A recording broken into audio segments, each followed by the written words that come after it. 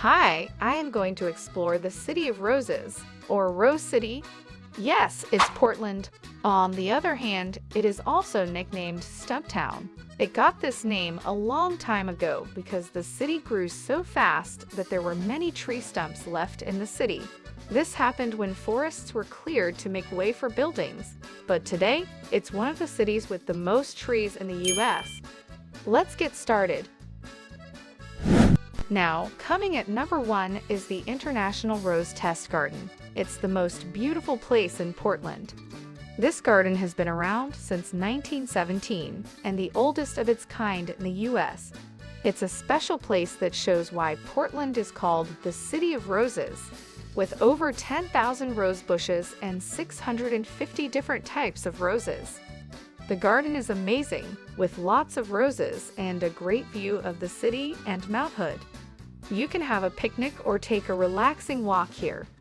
There's even a special part of the garden with roses named after characters from Shakespeare's plays. It is free to visit, so anyone can enjoy this lovely place. It's a must-see in Portland, especially in June when the roses are in full bloom, and there's a fun festival with music and food. The Japanese Garden in Portland is a beautiful and peaceful place to visit. It's like a hidden gem in the West Hills. It's a beautiful and calming place that's been inspiring visitors for over 50 years. It's actually one of the most authentic Japanese gardens outside of Japan, covering 12 acres with 8 different garden styles, from the lush greens in the strolling pond garden to the empty space of the sand and stone garden. The best times to visit are in the spring for the cherry blossoms or in the fall for the amazing autumn leaves. Tickets cost around $20 for adults, with discounts for seniors, students, and youth. If you have kids under 6, they get in for free. Third one is one of the oldest zoos in the US, Oregon Zoo. It is home to over 2,000 animals from around the world. You can see Asian elephants, lions, cheetahs, orangutans, and many more animals up close. The zoo also has a butterfly lab, an insect zoo, and a Pacific Shores exhibit with sea otters and seals. Plus, you can take a fun ride on the zoo train. You can see animals like the California condor, which the zoo helps to protect through special breeding programs. Tickets cost $24 for adults, $22 for seniors, and $19 for kids aged 3 to 11. Kids under 2 get in for free. The zoo also hosts special events and programs, especially during holidays, so it is a must-visit place. Next place is Forest Park. It's a huge urban forest, spanning over 5,200 acres. That big. That's even bigger than Central Park in New York. It was created in 1948 and has been a beloved escape for Portlanders ever since.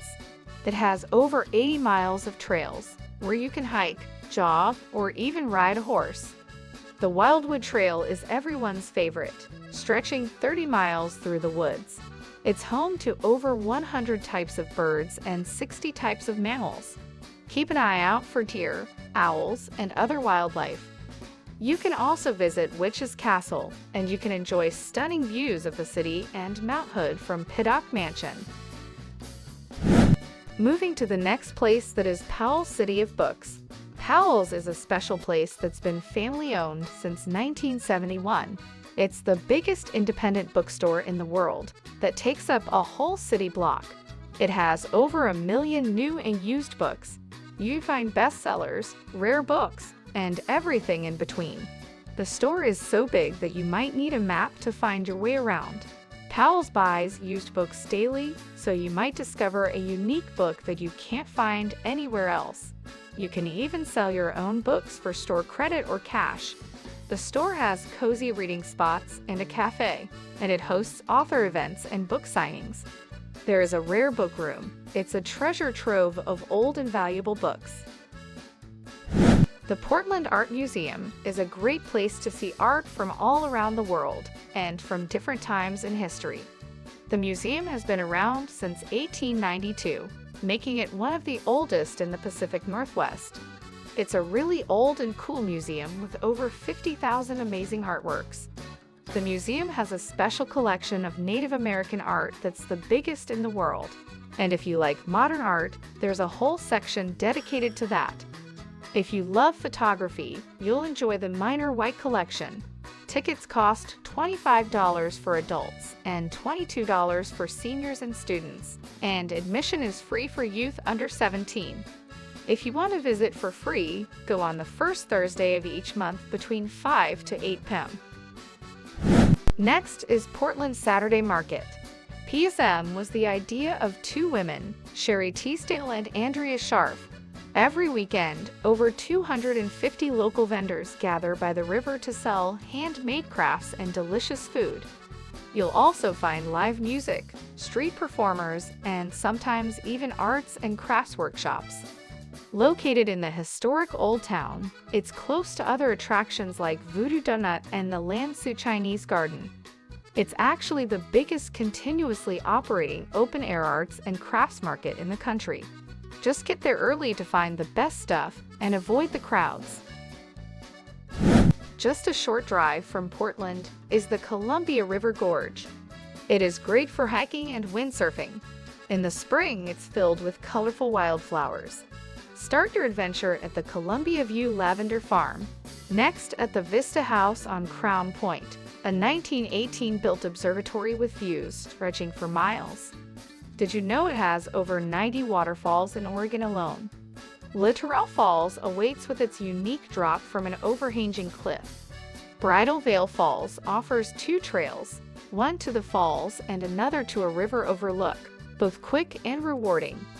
The gorge's star attraction, Multnomah Falls, towers at 620 feet and is a must-see, the tallest waterfall in Oregon. Further along, Horsetail Falls and Triple Falls promise more natural beauty, with Upper McCord Creek Falls offering a challenging hike. In the Upper Gorge, explore Bonneville Dams and savor a meal at Locke's Waterfront Grill. For hiking enthusiasts, Dry Creek Falls and Starvation Creek Park features short, rewarding hikes. It is free to visit, but some trails and parking spots may cost a small fee, around $5. Portland's food carts offer yummy foods. There are over 500 food carts.